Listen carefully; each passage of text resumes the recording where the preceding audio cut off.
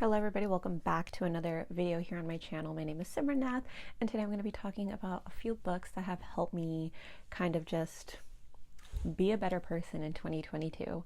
And these books have brought a lot of value to me, so I'm hoping that they'll bring a lot of value to you, so let's get right into it.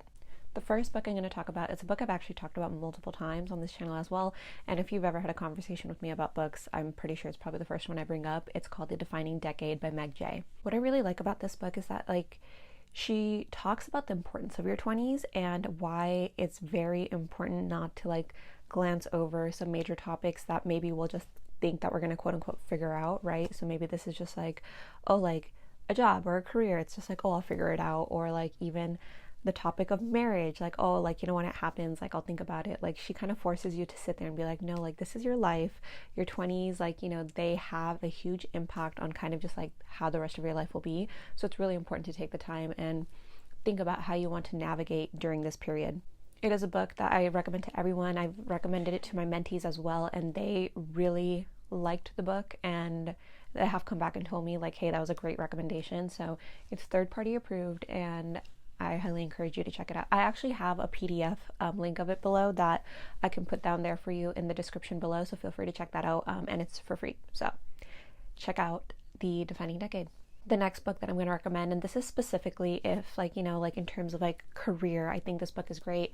It's How I Built This by Guy Raz. And if you haven't listened to the podcast and the book are very similar, but essentially the book is just a combination of all of the founders that he has spoken to, and he talks to founders, specifically founders from Airbnb, Away, Bumble, places like that, companies like that, and gets their take on just some of the challenges that those founders have had to face, whether it's coming from their mindset, their motivation, funding, challenges that they've had to face, sales, all of that.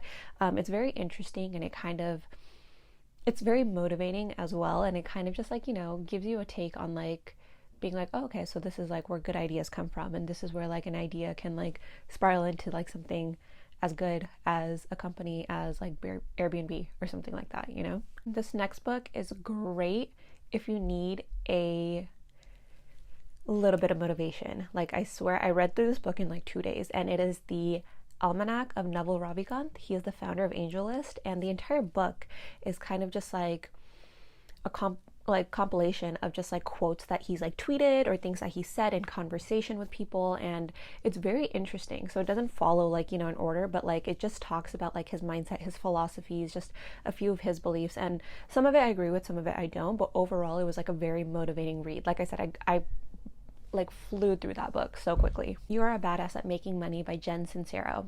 That is a very, very good book. She's writing this book, I think, when she's in her 40s.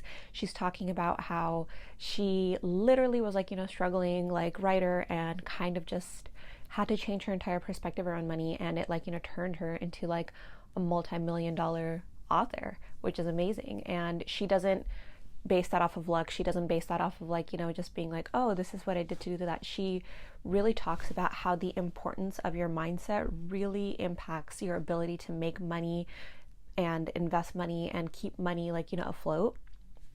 So this isn't this you need to do X, Y, and Z. It's really just talking about the mindset that you need to have a better relationship with money. This next book I reread all the time, literally, and it is Atomic Habits by James Clear.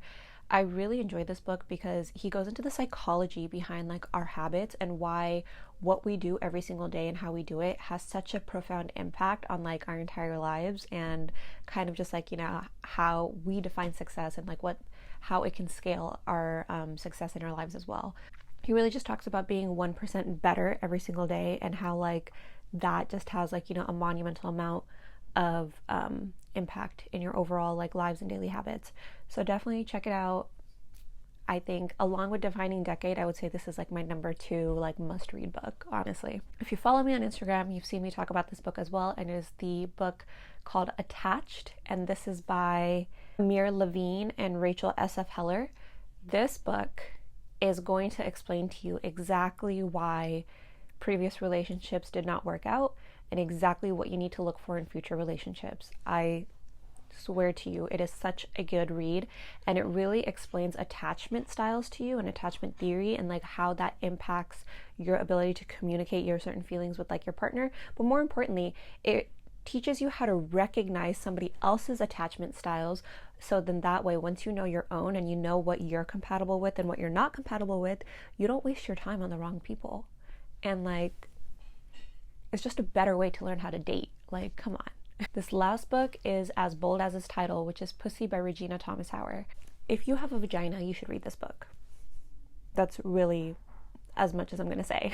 This book really teaches you the importance of like, or the book really like talks about and emphasizes femininity to kind of like a degree that I haven't really looked into before. Like, you know, just like coming from like a very one-on-one type of way, if that makes sense. Like when I read this book, it kind of felt like I was talking to a mentor or like, you know, like a friend in that aspect. Like she, you know, she does a really good job of just being like, these are my personal stories, these are the relationships that worked out, these are ways that it didn't work out, this is how I like, you know, embraced my sexuality, this is like what I did to like honor myself and like, you know, her femininity and all of that. So I really think it's a great book to read if you're a woman, if you're like at any age, just understanding the divinity that you hold.